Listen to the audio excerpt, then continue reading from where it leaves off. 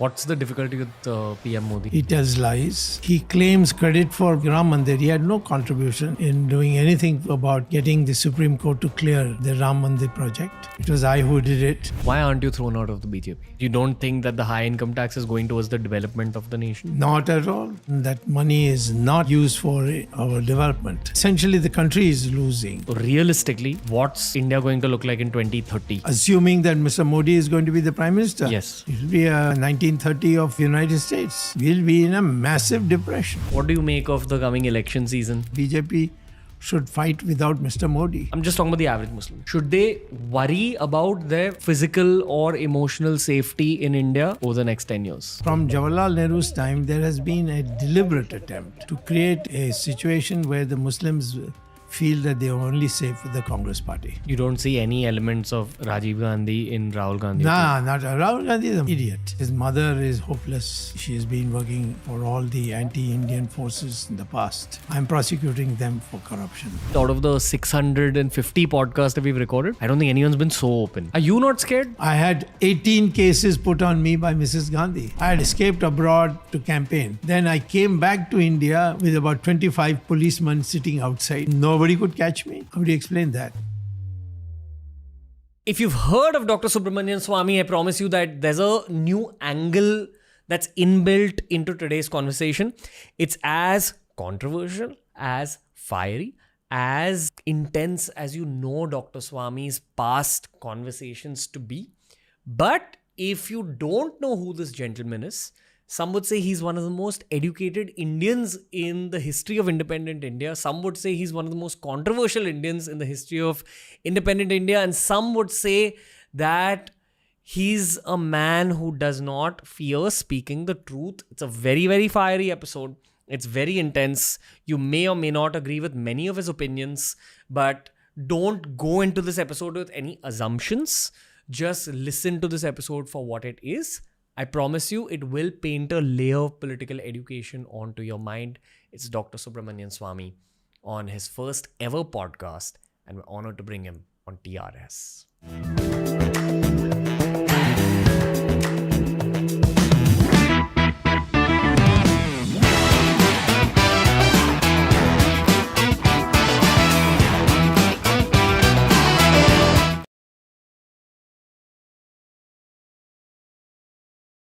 Dr. Subramanian Swamy, how are you, sir? I'm fine, thank you. I hope you're too.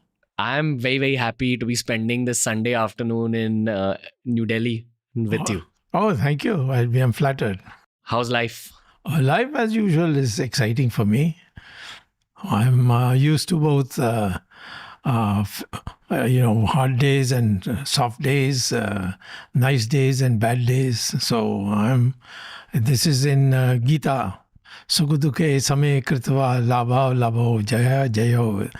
Like what Lord Krishna says is they are opposites. Get used to them and you'll never be unhappy. What are you looking forward to at this point in life? Well, most of the things that I have achieved. I was a professor of economics. I wrote famous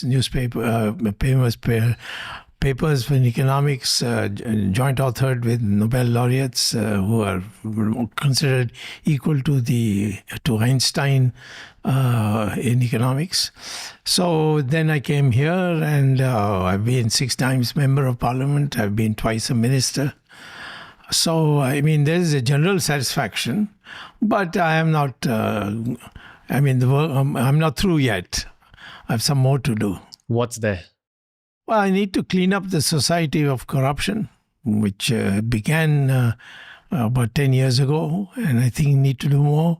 I need to see that people understand the implications of Hindutva and why it's important for the 80% Indian population to understand it and not take it in terms of extremes or in terms of outdated concepts.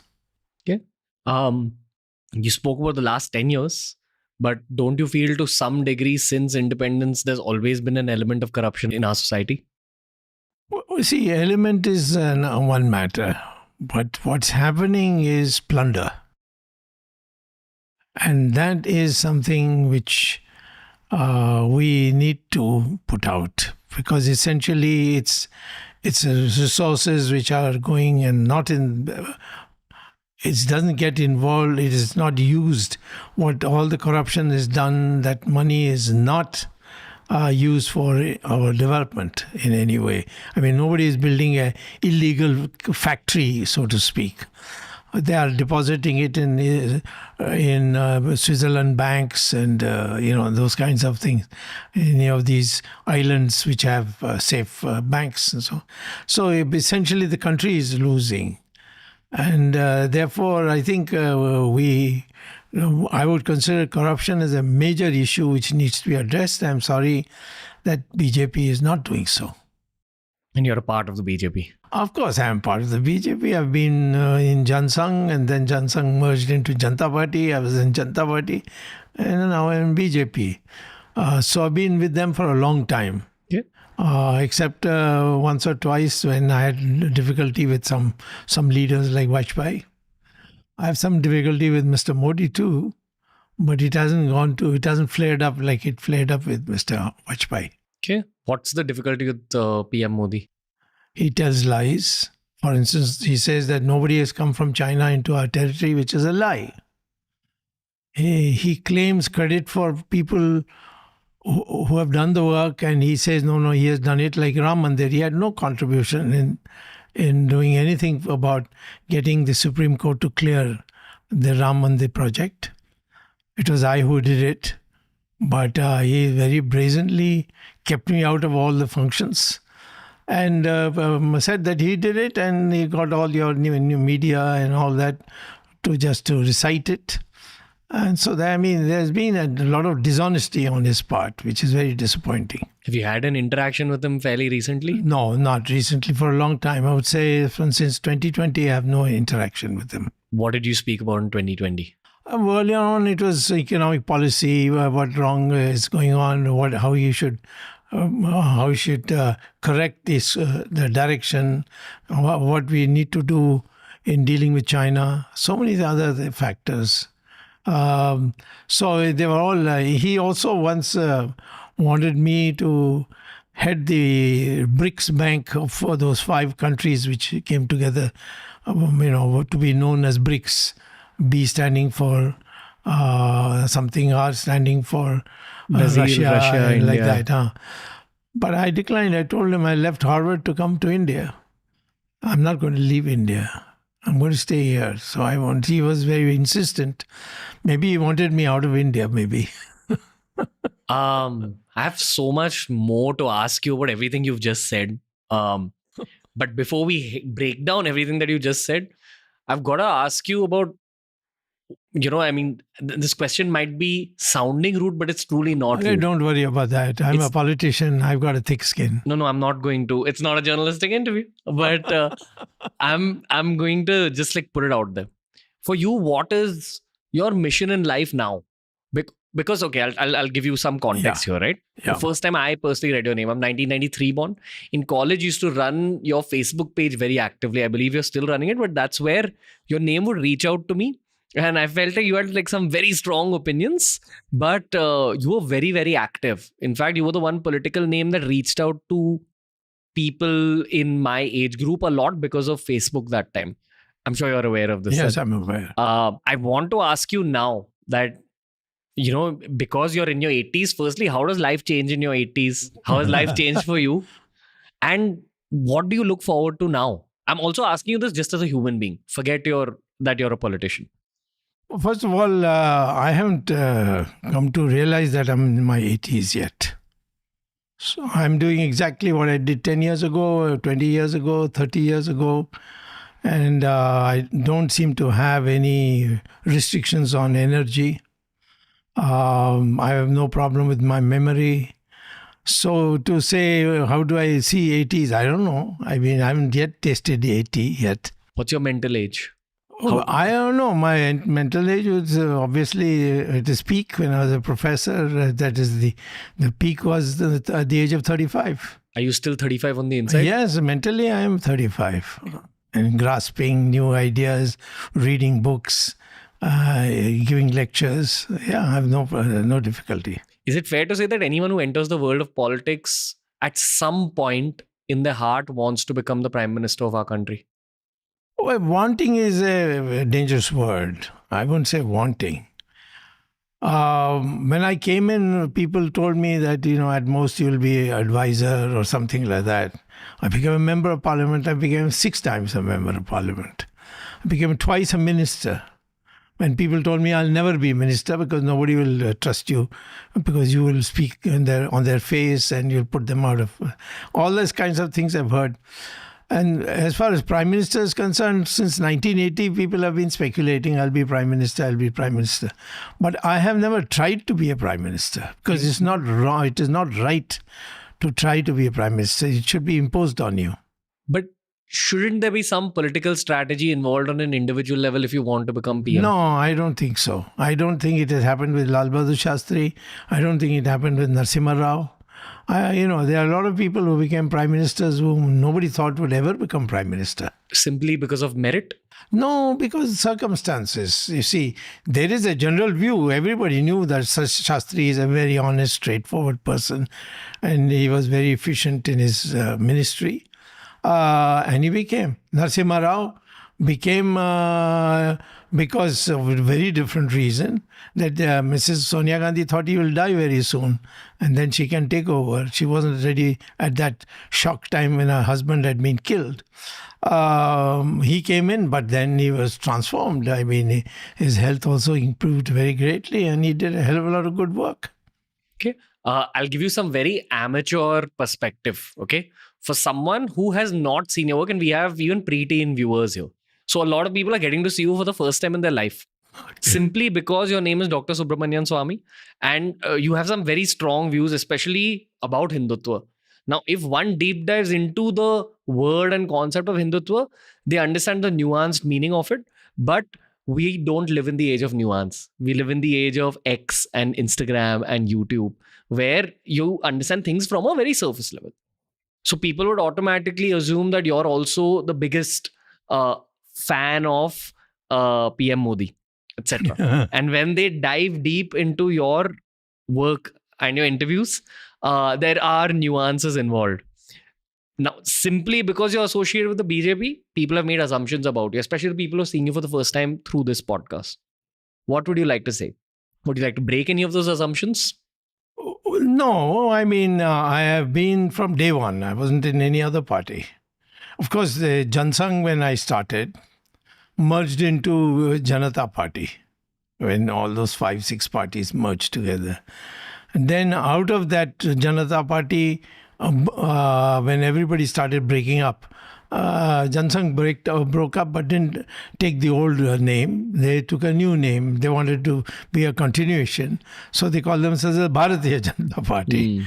So for me, this question of party never arose, except that the people who came from the RSS stock, I am not from the RSS stock, but those who came from RSS training and stock and held positions in RSS, they had an ideology which sort of coincided with mine to a great extent. And I began giving articulation in English. I can do it in Hindi, and I've done it in Hindi too. But English was the one where they felt a shortcoming, and I was able to argue, debate, defeat. So I became important for the RSS and the BJP because of the fact that I could take forward the ideology. Effectively because of your communication skills. And my ability to articulate what Hindutva is. So those who come in touch with me suddenly begin to feel that there's nothing wrong. I am also a Hindu and I believe in Hindutva. That sort of thing is widespread because of my campaigns. And that's why, despite Mr. Modi's intolerance towards everybody else, he's thrown away so many people, Jetmalani, that cricketer, Kirti Azad, and so on. So, but a lot of them he has thrown out of the party. But it will be very difficult to him to throw me out because of the fact that I have these roots in the Hindutva feeling. Why aren't you thrown out of the BJP? That's precisely the reason that I am considered a Hindu scholar, Hindu activist, person who has done a lot in helping the Hindutva cause on the ground. For example, I did the Ram Setu. I saved it from being cut up so that it could create a canal. I went to court and got it done. I went to court and got Ram Mandir. A lot of temples I have liberated from the control of the government. All done. I've done this. Did you see that little Vice clip about yourself, which Vice documentaries did? There was a Vice. Oh, interview. those Pakistanis who came from Canada. I don't know which country they were from. Yeah, that thing is owned by Pakistani. So as a content creator, when you're seeing someone's video, you also see the edit and what layer of paint is being painted upon that interview by the edit. So you were portrayed as a very villainous Hindu. Yeah. My question to you is, and I'm giving you space on this podcast, there's no background music. Yeah. There's no background music at all. Thank God. So you can just speak from your heart and you can answer this question. Okay. Yes. If one is pro-Hindutva, is one automatically anti-Muslim? No. My wife is a Parsi. My son-in-law is a Muslim. They don't feel so. Did you say that to the Vice documentaries journalist? Why should I? I'm not going to defend myself. I'm giving them my views. And they cut and spliced my thing. And unfortunately for them, when the United Nations Under Secretary General held a press conference, I wrote a letter to the Secretary General that please give me the tape and show me where I've said this. Otherwise, sack this man. And he was sacked. Under Secretary General sacked on a letter from somebody in India. So I have defended my position where it mattered. But if somebody says that, I care a damn. I am only concerned with the audience that I am dealing with. Okay. I can't believe I'm asking you this. Yes. Based on your political history and all your educational qualification. Yeah. This is word on the ground. Okay, so I'm carrying forward a very human question for you. Yeah. One of the first things that comes up is about your daughter marrying into a Muslim family. Yeah. How do you feel about that? First of all, she has every right to choose whom she wants to marry. That'll make it very clear. Yes. Second, I think my daughter was the dominant factor in that marriage because it was there was no Muslim ceremony for her marriage. In fact, her sagai, as it's called, engagement ceremony, was done by the priests of the Hindu community, the Arya Samaji. His mother is also Arya Samaji. And his father, who was a foreign secretary, Salman Haidar, I asked him how would we deal with this marriage? So he said it's all hokum, all this question of religion, all this hocus pocus. I'm an atheist. He didn't say atheist, a non-believer or something. So you do what you like. So in fact, I held a Hindu marriage. Okay. And at least the engagement thing, which is the crucial part, was done by Arya Samaji laws and by our Arya Samaji very famous priest. And the mother was very happy. My wife is Parsi. And the Parsis were in revolt. Surprisingly, neither my father, my mother, or any Hindu was in revolt because the Parsi community has that kind of a status in our community. But the fact is that I said we will marry. We were both in America, both at Harvard. We called a Buddhist priest and got married. So I think these are technicalities about marriage. How did you feel when your daughter first came and told you about? I liked the boy, and I liked the father, and I knew that the father was a left-wing civil servant. He became foreign secretary, ambassador, and so on, and a man of great knowledge. So I enjoyed talking to him. I knew him before the two got to my daughter and son got together. His son got together. And so, I mean, for me, I didn't see any difference. And I also tell people, all the DNA of all the Muslims in India are the same as the Hindus, which means their ancestors were Hindus. So what are you crying about? Would you be happier if she had married some Italian, as some have done, as you know? She is someone who has the same culture as us. On the ground, Muslims and Hindus have more or less the same culture. So I don't hold that against it. What I am arguing when I speak for the Hindus is how the Hindus should get united. Because they're divided in so many falsehoods which have been perpetrated during the British period, that all that should be shaken off. And the Hindus must know their real history and their real, their religion. That's your core philosophy that you are able to articulate? Yes, I articulate. This is exactly what it is. I tell them that, people say, the Hindus have ill-treated their women, they take dowry, this, that. I said, you tell me amongst our gods, the most important portfolios are with women. The Saraswati is with education. Durga is with defense. And who is with finance, Lakshmi. And then, of course, the fiercest of fighter was Kali. They're all women. So can you find any other religion which gives women this kind of position? The status we give to mother, all this has been forgotten during the British and the Mughal period. And that is what I want to revive. Should the average Indian Muslim who's trying to help grow his own career, his or her own family's quality of life, his or her own nation's well-being. And I've met countless Muslims like that over the course of the podcast itself. I'm just talking about the average Muslim.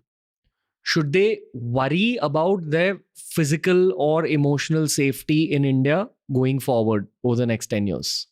There are a lot of Muslims in BJP, by the way.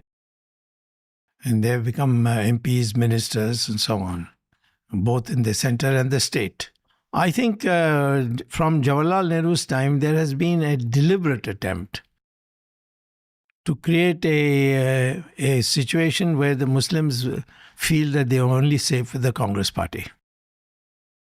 You see, and then they were pampered by the Congress. It's PR. It's an outcome of PR. Not PR. They were actually given, if they were supporting Congress, they were given a lot of goodies, so to speak. And they were also looked after. The police was much more well disposed towards them. And what it created was a feeling in the Hindus. And that's how the consolidation of Hindus took place. And now we have BJP. Which has come to power, largely because of the Hindu consolidation. And but as of now, the Hindus are more interested in a renaissance in Hinduism and amongst Hindus, and then reforming the Muslims. But then there are nations in our borders who don't want this amity between the Hindus and the Muslims, and they're playing an enormous role in creating the drift. Yeah. Look at Maldives. I mean, this small country whom we saved from being taken over by terrorists, now is giving us lectures, and they have brought in the Chinese. They brought the Chinese troops. So it's a Muslim country, and they have used this extreme Muslim thing. There are countries which are very, very difficult for the United States, but for India, they are very, very well disposed. That's Iran, because they are Shias. There is a difference between Shias and Sunnis.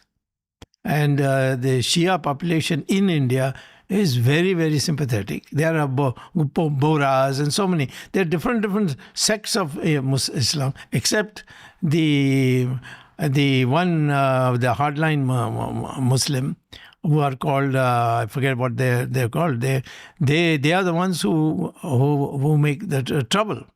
or create all this feeling that we are being persecuted, we are being denied and so on. We were in the partition was created for those Muslims who didn't want to live with Hindus. Those Muslims who wanted to live with Hindus and didn't want to go to Pakistan, they are there. Now, suddenly there are people who are advocates who are saying, no, Muslim is a different country, is a different organ, a group, and so on. Beware of the Hindus. You can never trust the Hindus. These are the kinds of discussions that go on in these extremist meetings. There is chatter of things like very intense Hindu-Muslim riots, which will happen in the next 5 to 10 years if tensions keep building up. Do you have anything to say about that? No, if there is BJP, there will be no flare-up of Hindu-Muslim riots. If there's BJP and if there's Congress? They will do it themselves. They have been in the past doing it. There are plenty of research reports which are available to show that most of the riots were ignited by the congressmen. Do you interact with Rahul Gandhi? No. Have you ever interacted? I've never interacted. His father was a great friend of mine. Which is why I asked you. Yeah, but his mother is hopeless. She has been working for all the anti-Indian forces in the past. So, I mean, I have nothing to do with his mother, and I don't have anything to do with him or his sister. Right. And by the way, I'm prosecuting them for corruption in the National Herald case. From a media perspective, sir, you are our headline machine, honestly. Because in 2024, not too many people talk this openly. And this, I'm trying to find a more nuanced word for harshly. But you're pretty brutal with your thoughts. You're pretty straightforward. Yeah. Your basic input to the journalist was, you guys are not brave. You guys don't talk openly about stuff. Yes. Now, as a podcaster, firstly, I'm not a journalist at all. I don't have that degree. I've studied engineering. I'm here to just understand the world. The theme of this podcast is curiosity. Very raw question to you. How do you expect us to have that kind of bravery? Do you really think that we can openly, brutally be like yourself? Yes. If you read the Bhagavad Gita, I mean, the short answer is, and I'll give you a longer answer with it. If you read Bhagavad Gita, you will never be fearful of anything. See, first of all, you have to have philosophy. What is it that you want? Many things. But what is it in life that Lord Krishna says to Arjuna? That you have only freedom of action, but the results of it I decide. Sometimes you do very good work and get nothing. Sometimes you do no work and get a lot. So therefore, you work for a goal, but be satisfied that you did your best. If you have that mentality, you will never be afraid of anybody. Do people in political positions of power, specifically like the cabinet or the top of the world of politics, I'm also talking about the opposition, in your experience, does everyone take feedback or it depends totally on the human being? No, it depends on how, if today's cabinet, I might say perhaps one or two I can exempt. But all the others, they are picked up because there would be a pussycat, because they won't have a spine. They are not people who are, entitled to become ministers. Modi has selected such people. So what do you expect from them? They will never do anything which annoys Modi. They'll always be looking to see what he wants, and they will only act if he tells them act like this. But according to you, there are 2 or 3 names who are... Two. And you can't name them. I can name them. One is Rajnath and the other is Gadkari.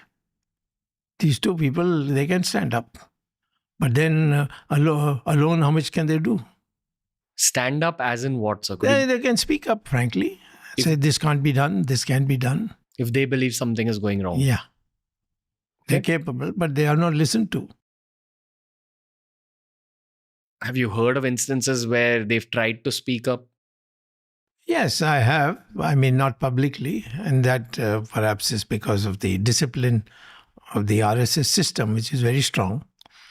They have spoken, but in private. And they've told me about it. Do you sense healthy team spirit? At the moment, there's no healthy trend. It's Modi and then is Sancho Panza. You know what Sancho Panza is? No, Robinson Crusoe. You'll have to. I know Robinson Crusoe, but I've never heard of that one. Man Friday. Okay. So, Mr. Amit Shah. And the rest is all, they have to obey. Have you interacted with Amit Shah? No need to. Never? He's not, no. There's no point. I know what he has done in Gujarat and I don't think I want to meet him. Would you like to see a podcast with them? With PM Modi and Amit Shah? If you arrange, I'll definitely come. Okay, I'll give you my very innocent and perhaps amateur and perhaps novice reading of the situation. My personal angle is I feel traditional journalism in a lot of cases approaches these kind of interactions in a very combative manner rather than from a curious and seeking oriented manner. And I'm sure you're feeling a sense of that right now as we are speaking. It's just open. You're different. That much I certainly have felt. Well, thank you, sir. I personally believe everyone should be allowed to express their nuanced opinion. Everyone shouldn't be allowed to express their opinions just for headlines. There are a lot of assumptions that people make about yourself, that people make about Amit Shah, that people make about PM Modi, which I feel can be sorted to a large degree if they just are able to speak in a civil manner like this. Or even if it's a debate, rather than you guys going on a news channel, you all should be on the Ranbir show. And I should be able to neutrally have you guys at least talk. That's what the youth want. That's what the audiences also want. Sure, I would definitely be available for that, but these two will not be. Why? You ask them. They don't think that they need this kind of thing at all. They think everybody fall in line. I'm the only one who's been allowed to stay so far. I know that in a politician's journey, there's two aspects. There's governance and administration. And then the other aspect is the elections. Now, the elections are all about gaining more votes. Effectively gain a person's vote, usually by touching their heart in some way. Fair to say?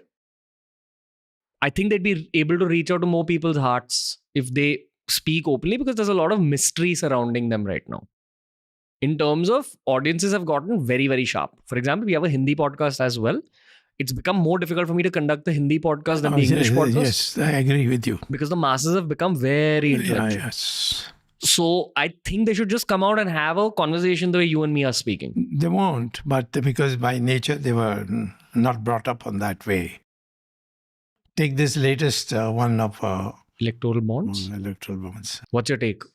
It's a mighty scandal. I don't think he can escape it. Okay. Because it's gathering momentum. The story. The truth. As in, I'm saying story from a media perspective.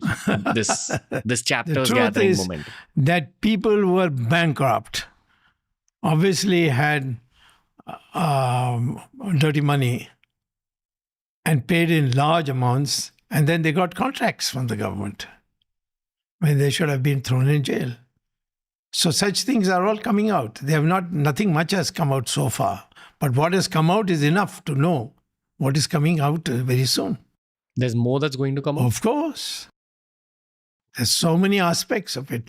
Right now, the United States, for the first time, has decided to prosecute Mr. Adani.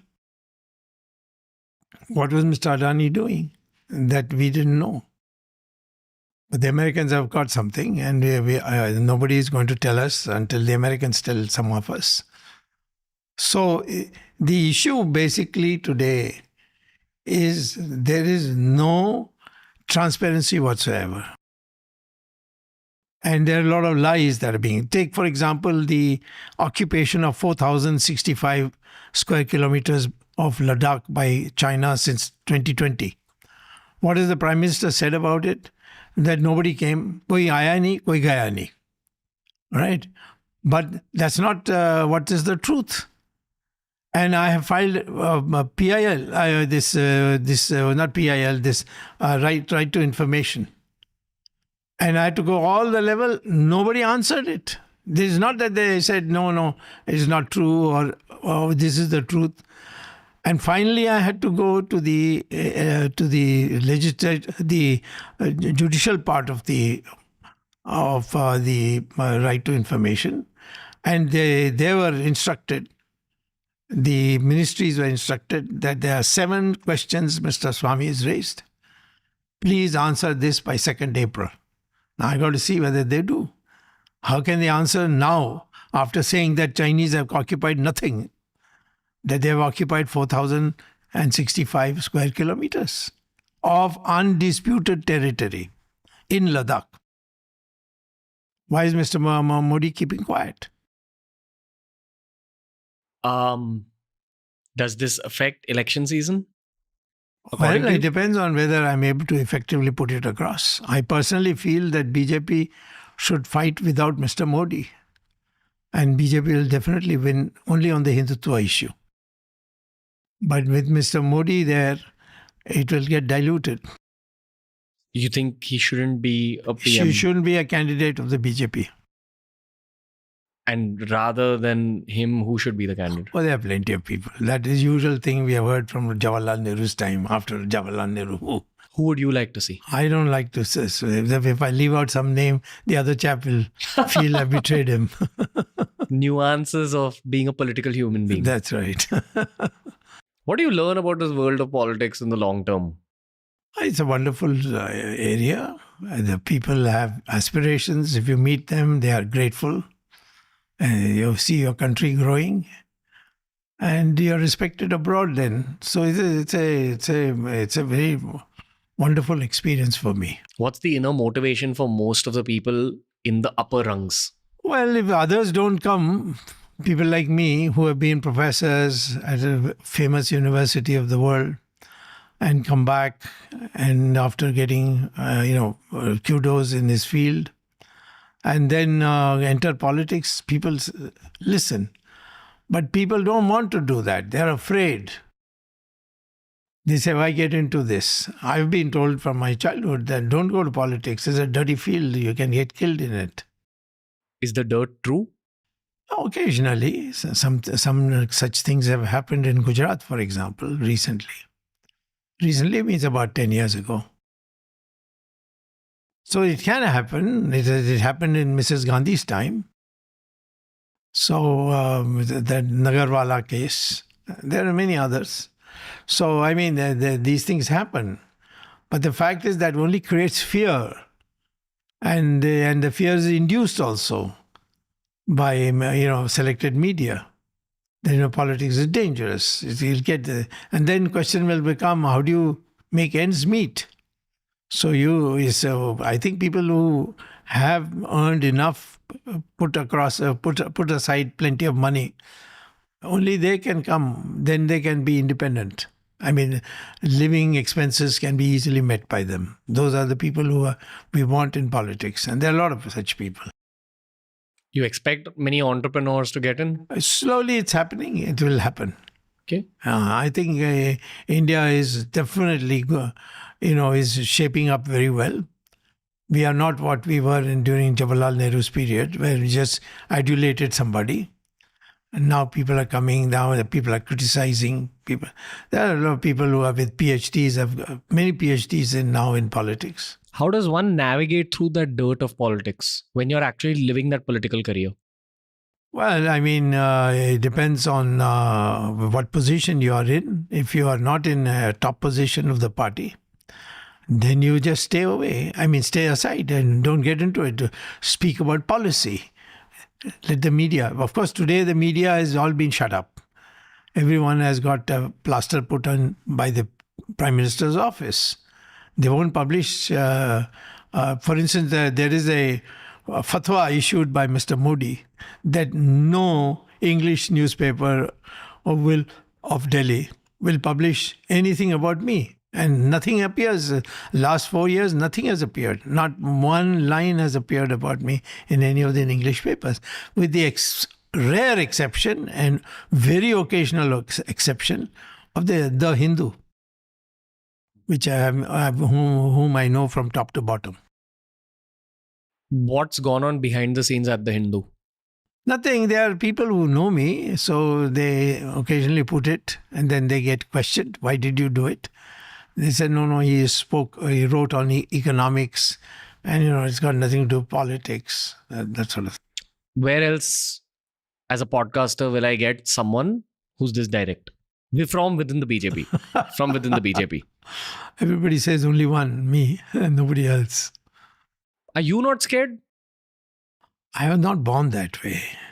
My mother used to say that there's some wire missing in your brain, that you're never afraid of anything. But there was a Hindu-Muslim riot in Turkman Gate in Delhi in 1947.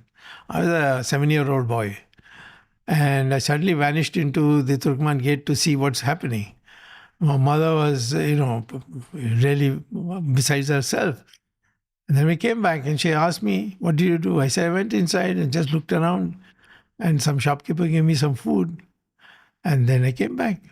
Now she couldn't believe it, but this happened. Emergency. I had 18 cases put on me by Mrs. Gandhi. I had escaped abroad to campaign.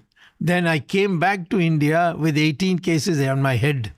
I landed in New Delhi airport, went to my own house and lived in my own house with about 25 policemen sitting outside. And then came to Parliament and made a 1-minute speech and buzzed off. Nobody could catch me. How do you explain that? Have you ever been in danger physically? Like, have people come I've been pointed out to me that you're in danger. But my faith is Lord Vishnu.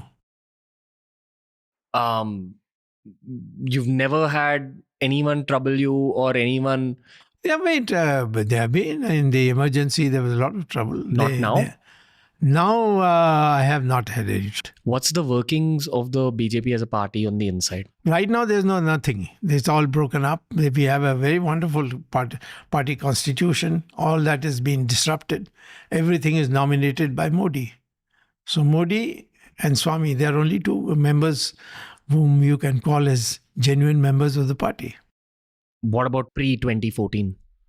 Well, much before pre-2014.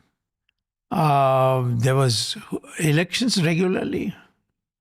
There were changes in the presidentship without anyone deciding who it will be.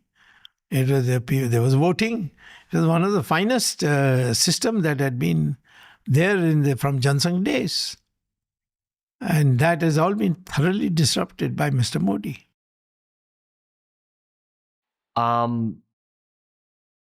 I remember the interview you did with AAA News again. You spoke about how the data that we receive as the audiences about the GDP growth is not bogus. It's manipulated accordingly. It's bogus. Yeah, I agree. But do you not believe that the current BJP government has done any positive for the country? No, not any positive thing. Many things are done without even the government doing anything about it. So there are lots of things that are happening which are very positive. Indians, for instance, going abroad, that's not the government doing it. There are people who strive to do it. They go and make money. The question is, as the agricultural growth rate, the manufacturing growth rate, and the services sector growth rate, are they what the government is claiming it to be? 8%, 9%. Rubbish. It's not more than 4%. How do I know that? Because I recalculated the whole thing. One of the things that they are doing is they are evaluating GDP at current prices. That means it includes the inflation. So much of the growth rate of 8%, half of it is due to inflation. Keep it at the 4 years ago, 5 years ago prices rate, and then evaluate the products. And then you'll get only a 4% growth rate. which is very, very poor. So you're saying that the 8% that's showcased to the public is to create a positive How can you PR create a game. positive thing where you will be soon found out? Why is there no decrease in unemployment? But they don't publish it. I've got a copy of it. So realistically, practically, what's India going to look like in 2030? What is India going to look to 2030, assuming that Mr. Modi is going to be the Prime Minister? Yes. It will be 1930 of United States. Recession and The unemployment. Great Depression. We'll be in a massive depression. Economically, this is the economics professor inside you speaking. Economically, people will be on the road. You'll have to produce, like in the United States, it was there. And what are specifically, if you get a little bit into economic policy, according to you, what are 3 to 4 very wrong decisions that we're taking? Raising income tax rates regularly, hiking the interest rates, which discourages people, not caring about the demand side of the economy, and going for the supply side. You can have a large number of cars in the showroom, but nobody is buying it, or very few are buying it, like that. So inventories are growing. So this narrative of us getting into manufacturing, that we should be getting into manufacturing. We must produce demand. Demand is very poor in India. Because most of our population is... Yeah, there no much income, we see. The inflation is eaten up most of it. So if you were in charge entirely of policy, you would first and foremost cater to increasing demand by elevating poorer sections of society. No. I will start by abolishing income tax. And I will create a huge new mentality in the country. People will jump with joy. You don't know how much they will jump with joy. And that money, I will tell them, put it in the bank that you're getting. And it'll give you not 4%, 5% interest rate. We'll give you 9% interest rate. And then use that money for investment. People will save gladly. If you say that for 5 years they will get 9% interest, everybody will come and put the money there for you. What's the point of having high income tax? What's the point? There's no point. Income tax, you can't collect it. Who collects it? So it's all been collected for the personal pockets of the income tax people and or the ministers who get a cut. So you don't think that the high income tax is going towards the development of the nation? Not at all. But all this progress that we see, at least in roads... Which progress? They are all... roads. How much does it cost to build a road? That's because of Gadkari. Nothing else. If there was no Gadkari, you would have had potholes like you had in Bombay. Every monsoon, whatever road was built just goes into potholes.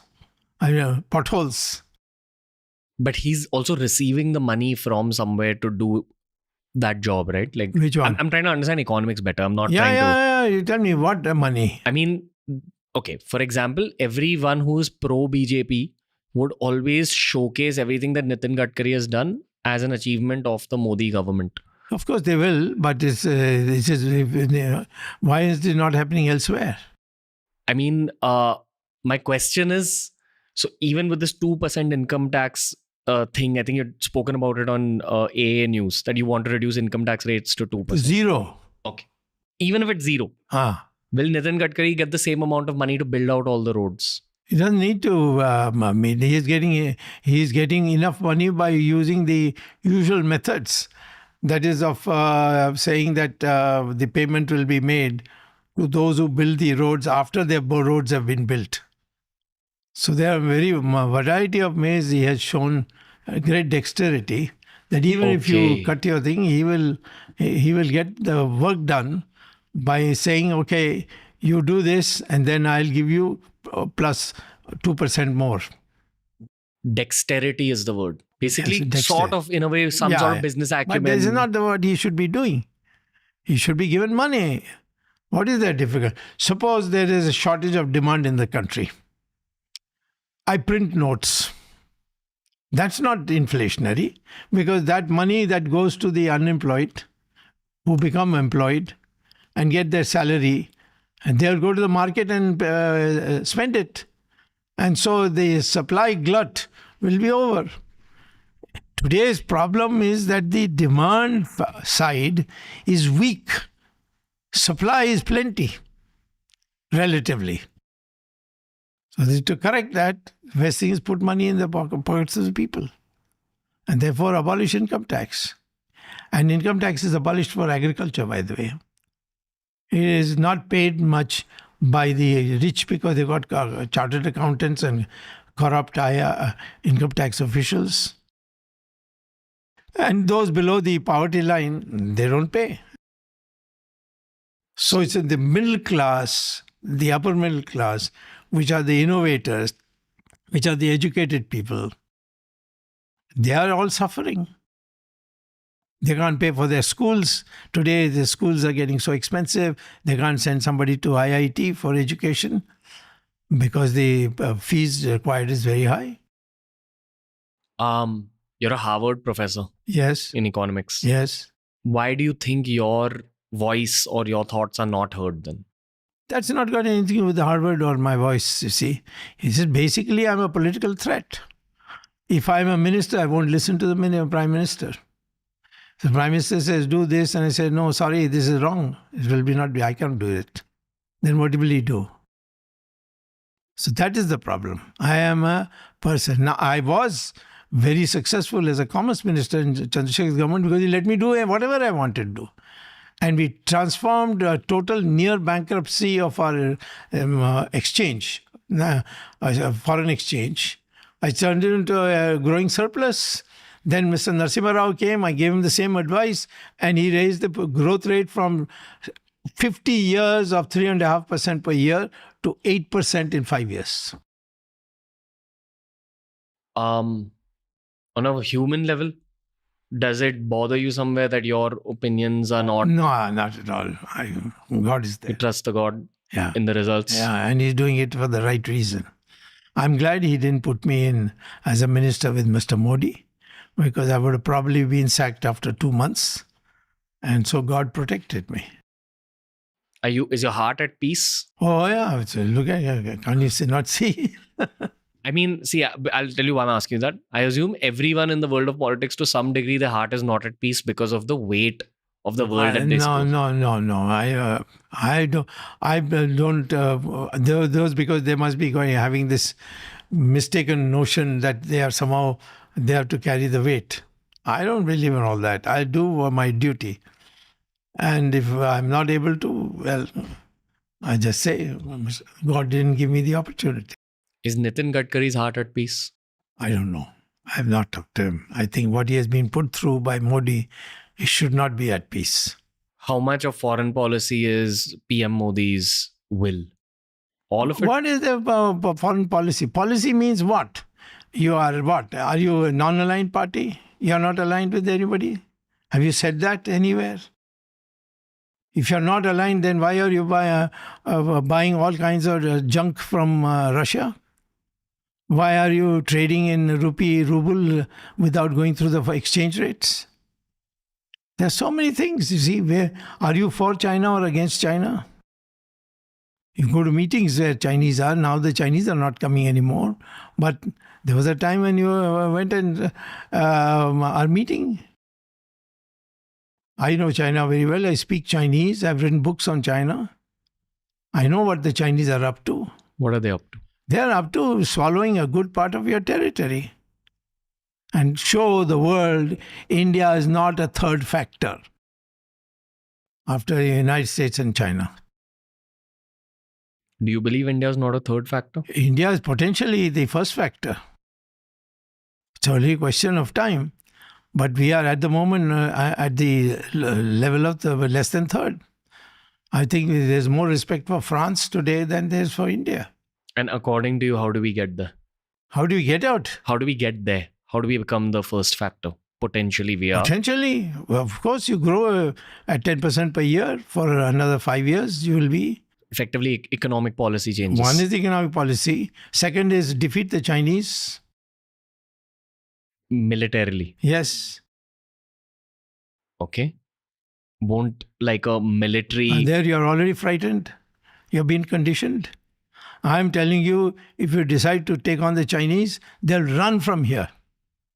They've run before in 1967 when in that Nathula Pass near Sikkim.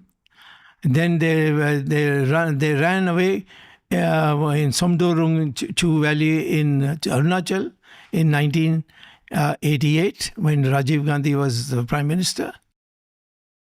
Twice they made it. Now they are coming wherever they want. And Mr. Jaishankar says is we have we have agreed to a buffer zone. What do you mean buffer zone?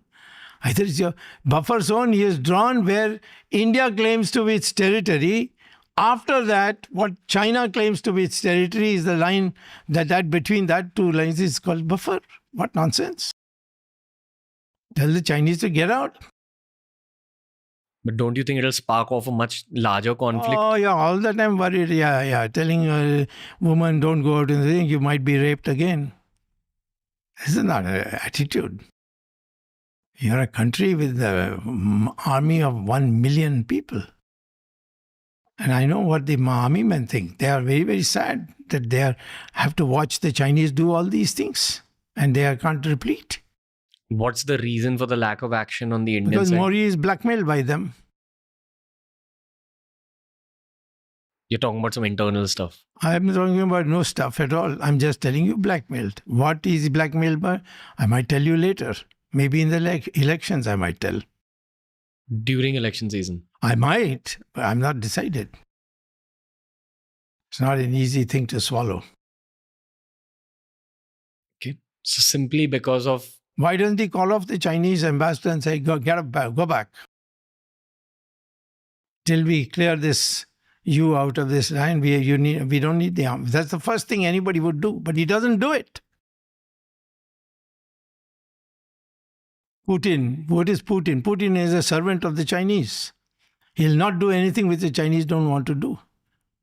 And all the time going and doing sashtangam, including your Mr.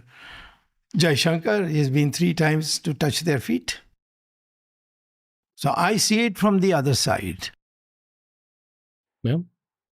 You know, there's a geopolitical conspiracy theory attached with your name also. What is that geopolitical? Like you're protected by the CIA. Why don't you prove it? No, it's just a fun angle of the conversation. It's very easy to say. Yeah. I say, give me some proof. So the angle is that you have criticized both the Congress and the BJP. Yes. And yet you are in a position of power and people keep you I have criticized the United States on a number of issues. And the United States knows that. In fact, I had serious problems with Harvard when I used to go almost every year for about 15, 20 years after I had come back to India. And then I found that they were the left wing had emerged very strong. So I said, to hell with you, and I came back. So this is not... when people say the CIA, I say, how do you know? Either you are KGB or you are CIA yourself. Otherwise, how would you know? Just because I speak in favor of America doesn't mean I become a CIA. I am a man who is a thinker. I think that at this moment of time, the United States is an ally. And we are already become an ally in the Quad. You know about the Quad? Those 4 nations which have come together. So where is the question? Okay. Do you think that this podcast is going to create any waves or changes? Every interview of mine creates waves and changes. Actual changes in policy, in... No, it will not. It's because these people are duffers. They don't know. They go by knee-jerk methods. If the Russians growl, they will all say, no, Swami is nobody. He's nowhere in the picture. don't pay any attention to him. Okay. We had some senior so-called anti-Modi journalists on the show as well, who drew out parallels between the Indira Gandhi regime and PM Modi's regime. Do you agree with that No, concept? Modi's regime is much better. Much better. You can Hers break was down? a sellout to the Russians. She'd even signed an agreement, Indo-Soviet treaty, and she's been involved in many activities which I would say makes me feel that she was a coward. She killed the railway minister Why? because he was going to blurt the truth about something. There was a Nagarwala case. Do you know this? It's too long ago. That Nagarwala case, the poor chap died in the jail after she arrested him. There were a lot of, there were a lot of things she did which was wrong. The emergency itself is pretty bad. 140,000 people put in jail without any explanation. See, how many people died in that Nazbandi, as it was called? In English, I don't know what it was called, something. But anyway, everybody knows what it is. It's to prevent them from producing children. So, Modi is nothing like that. You want to speak a little bit about Rajiv Gandhi as well? Rajiv Gandhi is a wonderful man.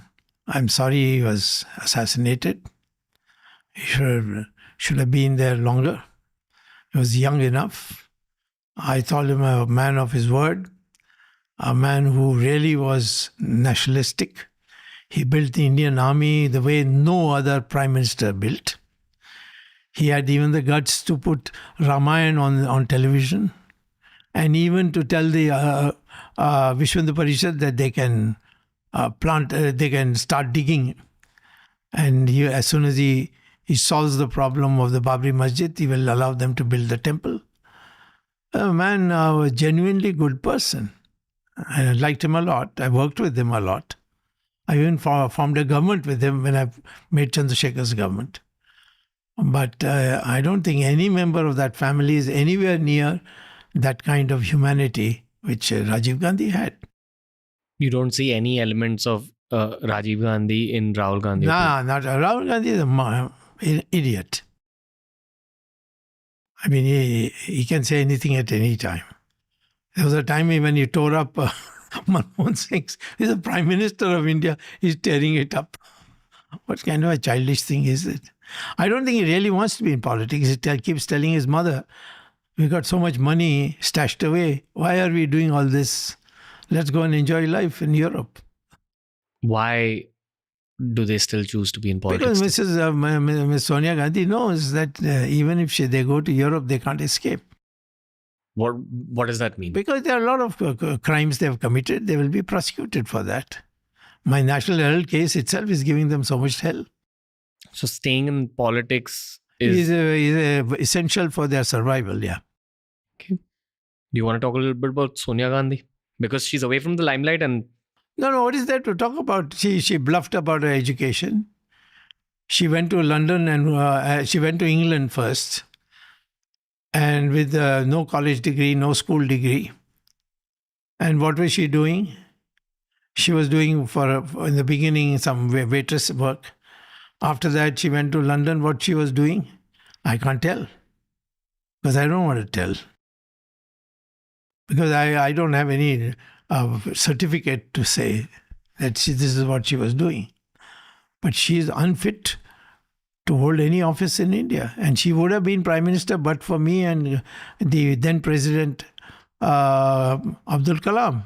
Both of us found a technicality which we could stop her. And she was stopped. Otherwise, she had everything ready, all the support of letters, everything was ready. And even on television, it was announced at 5 p.m. she will be invited to form the government. I went in the morning, and I would say to the credit of the President of India, he agreed with me. And he told her, I can't give you any, I can't invite you to be the Prime Minister till the issues raised by Dr. Subramanian Swamy are not resolved. What do you make of Manmohan Singh's? He's a wonderful man, but no, he doesn't have what is it called? A spine. He doesn't have a spine.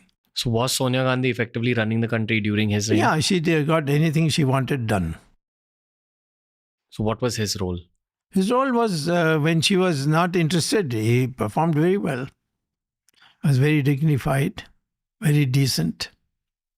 Nothing went under his signature which would implicate him as a stooge. How do you compare PM Modi's government to the previous government in your eyes? Because you saw There's both nothing to compare because my expectations are higher. from PM Modi. I'm not satisfied that Modi is better than Sonia Gandhi or Modi is better than Manmohan Singh. I'm not satisfied with that. All these efforts I put in. In fact, Mr. Modi took all my help when he could. And then the moment he became Prime Minister, Swami, who is that Swami? You know, that kind of mentality he has. He's ungrateful, but that's not the reason. I am only saying that there are so many things that we can do for the sake of the country. But he's not doing it. He has sold out to the Russians. He has sold out to the Chinese. And he makes out as if something, and all these lies that are being spread about, nobody has come, nobody has gone, koi aaya nahi, koi gaya nahi. That's what he said. And somebody said the Chinese have come into Indian territory. So I'm asking you all these detailed questions about the past because election season is coming up. Yeah. There's going to be a lot of first-time voters. The basic question is, how does one know who to vote for? I certainly think that BJP will win. But I would like to see Modi either not contest or lose in the contest. He is, in my opinion, now not a safe person to be in the Prime Minister's chair.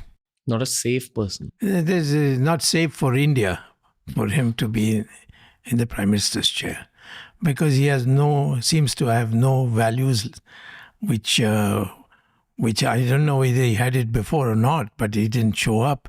But now it's quite clear that he is a person who he believes in a kind of dictatorship, and it could develop. The extreme example is that of Hitler. The moderate example of this is Putin. These people started off looking as if they were Democrats who wanted to change things. But in the end, they became monsters. So I think basically I have been staying very strongly. It's not hidden. I've been saying that he should be either defeated if he's put up, but best of all, he's not put up. Which won't happen? Can't say. Because right now, situation is such. There are people who think that this is not the time to remove him. Maybe after the elections, remove him after 1 year. These are the things that are being told to me. Within the BJP? Obviously, I won't talk to anybody else.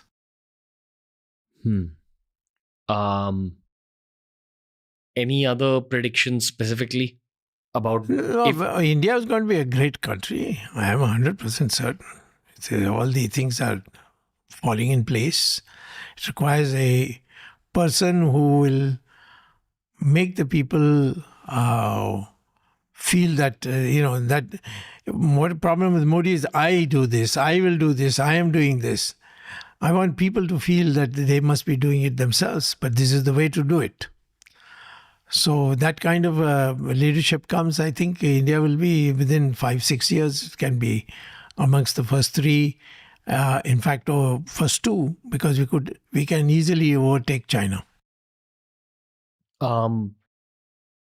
Hypothetically speaking, if the BJP is in power again, post these elections, and PM Modi is reinstated as the Prime Minister, what do you think his moves will be over 1 year? Well, he will be making sure that there's no more elections for a long time. As in elections will be... Yeah, it will be postponed. Because then he will think now the country is totally with him and he can do what he likes. You just read Germany of 1935, 32 to 37 rather. Same mentality. Started off as a Democrat and then he saw this huge wave of organized crowds. Many things which I didn't know about him in Gujarat I've come to know. I can't tell you on this forum.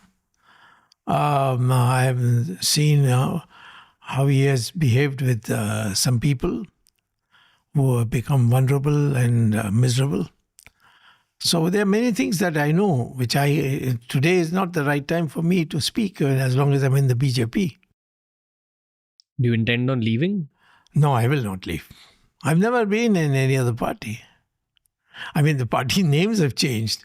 Jansangh became Janata Party became BJP.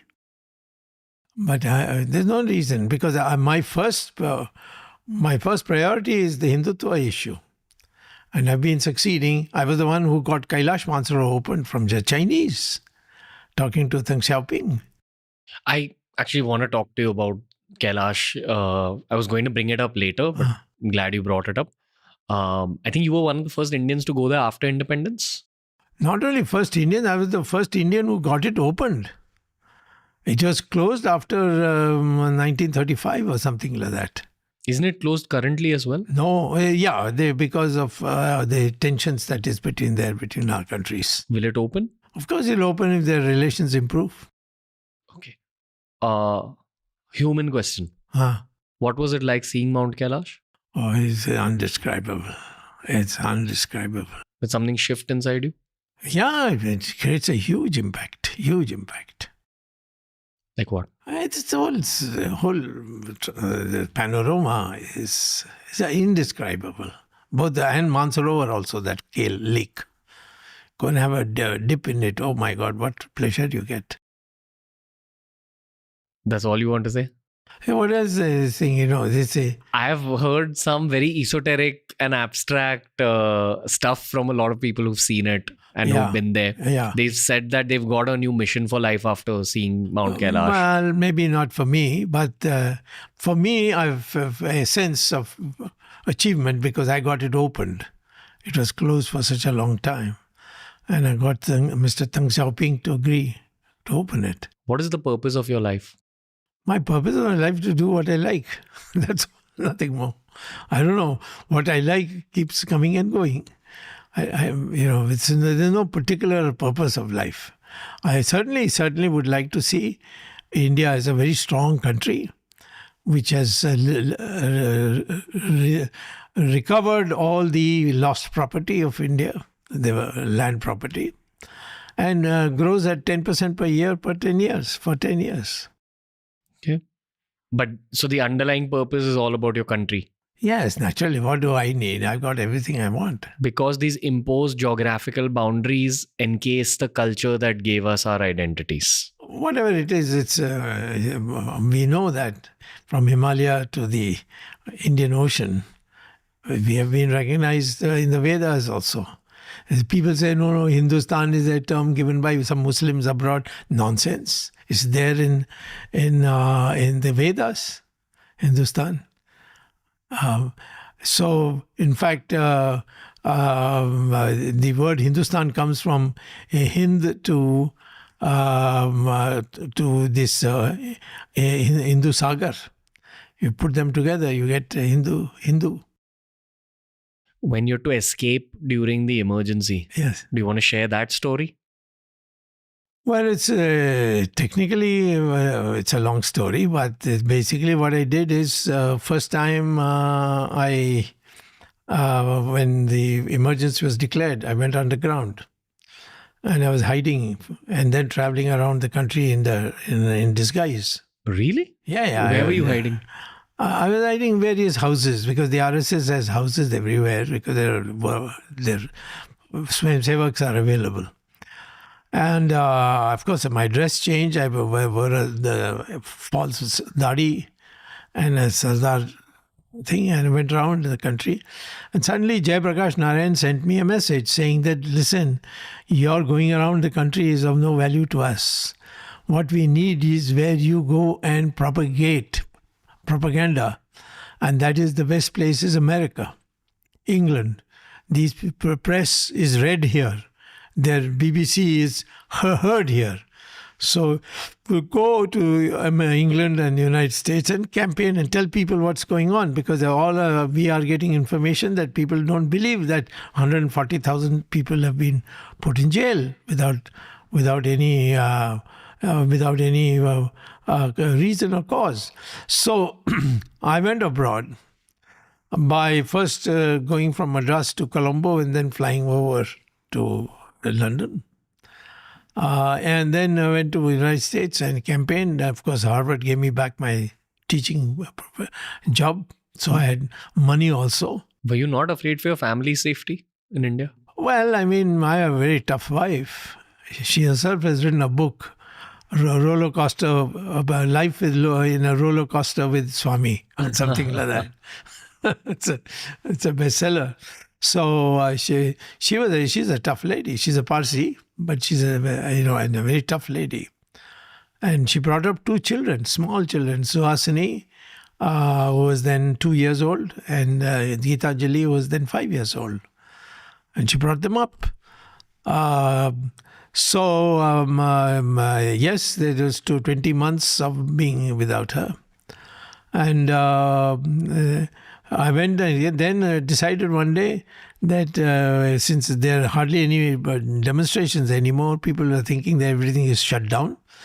So I must do something. So I thought the best thing is come back to India, slip into Parliament, make a short speech and disappear again, so that the world knows that we have such a massive network that Swami can come despite 18 cases under his head, Interpol notice, all that. He came to India and went to Parliament, and all these people just looking aghast, and then he disappears. They can't find him, and he ends up in America again. So that completely smashed Mrs. Gandhi's thing that everybody is agreed, all trains are going on time and all buses are going on time, that sort of thing. So that Mrs. Gandhi's decision to go for election came out of that incident of mine. And then she lost. Okay. This has been a very bold podcast, sir. That's your problem, not mine. Is it though? Is it my problem? Is it my problem? No, so when you say bold, I only can say for me, it's natural. Speaking my mind. I constantly think about this, what is the purpose of life and career question. In media, it's about just trying to extract the most amount of information, especially in this format. I come into every single podcast with no judgments. Tomorrow, if I'm podcasting with PM Modi, I'll erase the memory of this podcast and go in and just try asking him what I'm feeling on the spot, which is what I tried doing here with you.